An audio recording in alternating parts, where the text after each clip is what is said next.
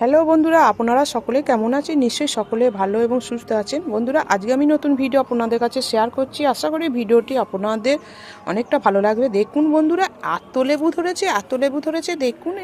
এর ভার এখন থেকেই নিতে পারছে না, তার জন্য আমাকে এই রকম একটা অবলম্বন দিতে হচ্ছে, টান দিতে হয়েছে। দেখতে পাচ্ছেন একটা ডগায় দেখুন বন্ধুরা, আমি দেখাচ্ছি, গুনে দেখাচ্ছি, একটা দুটো, এইখানে আছে তিনটে, এইখানে চারটে, আর এইখানে দেখুন বন্ধুরা, দেখতেই পাচ্ছেন এই তলা দিয়ে দেখুন, চারটে পাঁচটা ছটা সাতটা, একটা ডালে হয়েছে। আর এই ডালটাতেও দেখুন কীরকম, এর সাইজ যে কত বড় হবে, এরপর যে কি হবে গাছটা, আমি আপনাদের কাছে সেটা আমি তুলে ধরবো যখন বড় বড় হবে। দেখুন একবারে গোড়া থেকে লেবু ধরেছে।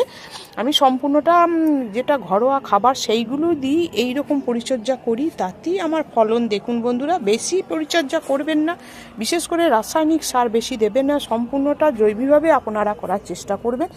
দেখুন একবারে এই নিচে থেকে দেখুন যতগুলো ফুল ছিল বন্ধুরা, সামান্য কিছু ঝরে পড়েছে, তারপর এইগুলো গুটিগুলো ধরতে আরম্ভ হয়েছে।